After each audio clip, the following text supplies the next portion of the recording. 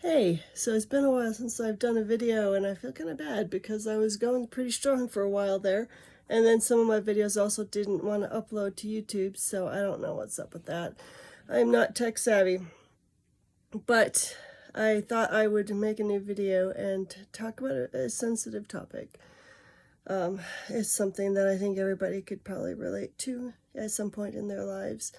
Um, it's the topic of, feeling like you don't fit in and and unloved and just kind of like you're worthless.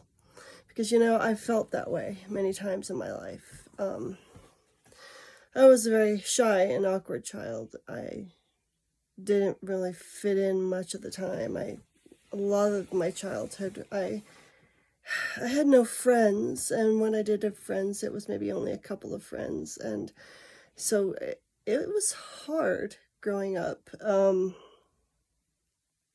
I often felt pretty worthless, and I especially in when I got up into junior high. Oh, the kids were horrible. I got picked on and bullied so badly. It was just the worst. One of the worst times was PE. I was not athletic. Still, I'm not athletic. I sucked at gym. And so nobody ever wanted to pick me to be on their team. In fact, I didn't get picked. Someone got stuck with me, and nobody liked it, and everyone let me know it. And it was pretty terrible. I hated gym. Fortunately, I only had to take gym through ninth grade, and then after that, it wasn't required like my kids today. They've had to take it all through high school. I only had to take it through ninth grade, and let me tell you, as soon as I could stop taking it, I did. um, I know, because I was just a skinny, scrawny little kid, not very attractive, and I hated changing in the locker rooms. Oh my word, that sucked. Um, there was a little bathroom stall, a little toilet stall in the locker room, just one, and it was enclosed, but and I would get changed in there. The door did not lock though, and so I would have to hold it with one hand while I was changing. And there was a sink right on the outside right next to it, and kids would get water in their hands and throw it over the top at me, and then they'd come and they'd rip the door open from my hand and sit there and laugh at me, and it sucked. It was the worst. And you can't feel good about yourself when kids are doing that to you. After I went was when I was in high school, it was probably ninth grade. I remember having study hall, and the desk that I always sat at in study hall, I remember one time going to that desk and someone had etched into it, "Gail Peters, you suck." They etched it into the desk. It's like, what? Why? It make me feel even worse about myself. And I remember we had moved close to it. We moved to a house that was close to the school, so I would go home and for at lunchtime. I didn't want to hang around, at school during lunch, so I would go home for lunch, and I'd have to walk past the junior high to get to my house and back. And I remember this girl, so she was like a couple, 2, 3 years younger than me, and she would follow after me and taunt me and tease me. And hang on a second, my eyeshadow is bothering me and it's distracting me. Oh well, nothing I can really do about that. Sorry if it's distracting you. It's distracting me. Anyhow, she would follow after me and yell insults at me as I was walking back and forth. It's like, some people just can't leave well enough alone, can they? And I don't think I turned out horrible. I stuck it out. The phrase has always been, going through my mind, this too shall pass. And if you're having a hard time and you're being bullied and you're being picked on, you're being made to feel worthless, just know this too shall pass. And it did. And oh my goodness, that was so many years ago now. I remember it. It was a horrible time in my life, and I remember it. But it was a long time ago, and a lot has happened since then. I never dated in high school. I didn't date until after high school. And I remember after I had moved to Utah, going to a dance, and at this dance, I met this guy, and he was flirting with me, and he was cute. He played for the BYU orchestra, and told me, oh, I should come see him sometime. So I said, well, tell me when you play next, and I'll come see you. And so he told me. So when that day came, some friends and I went to see him. And I mean, it was packed and we were way far back. So it's not like he knew I was there, although I had told him I would come. Afterwards, they wanted to meet this guy. So they dragged me all around trying to find out where the musicians had come out. And we found them, and his back was to me. He was talking to a bunch of girls.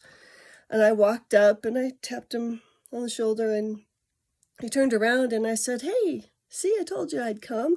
And he kind of looked at me and said, yeah, and then turned his back on me and continued talking to the other girls. And I stood there feeling like such an idiot. And then he linked arms with this perky little redhead, and they walked off. And I remember him kind of looking back over his shoulder at me as he walked off. And I felt so stupid. When my friends took me back home, I remember I was devastated. It was a cold, rainy night, and I remember going out, walking in the rain and crying, and just didn't even care if I caught pneumonia. You know, I didn't care. I felt stupid and I felt worthless. And then, but you know what? I got over it. It's in the past. It's a sad, difficult memory, but it's in the past, and all you can do is just move forward and know that, you know what, things aren't always going to be that bad.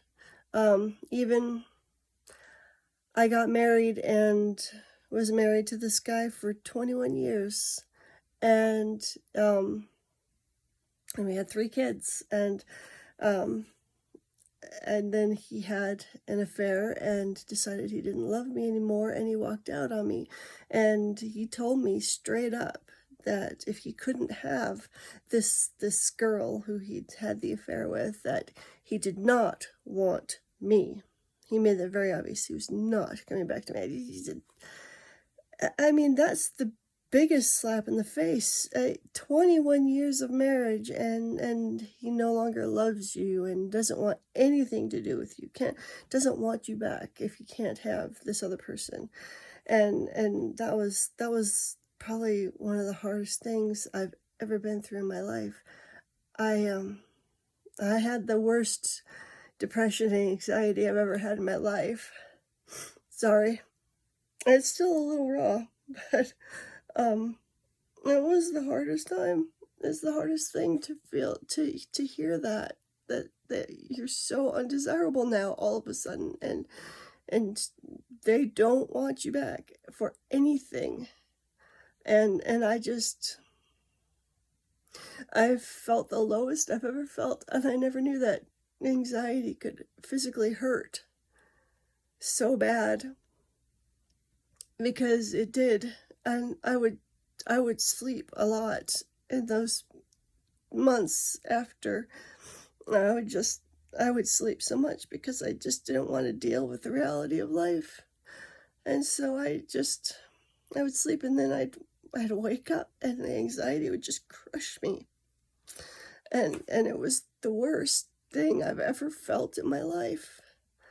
And I would pray every day for a miracle. I would pray for him to come back to me. You know, that's all I wanted. And you know what?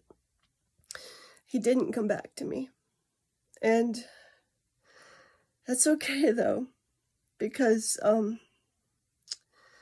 I did find somebody else. I met somebody and he was going through similar thing with his ex-wife, only actually worse than me. But we connected on a deeper level because we both had experiences of being betrayed by a spouse. And we dated and we got married, and so I am married again. The Lord did look out for me. He did send me a miracle. It wasn't the miracle I was expecting, but it was the miracle I needed. And I found somebody who I can trust, who loves me for me, and who I know wouldn't do anything to hurt me because he knows, because he's been there too. And so I'm here to tell you that life gets hard. People will betray you. People will pick on you and make you feel worthless.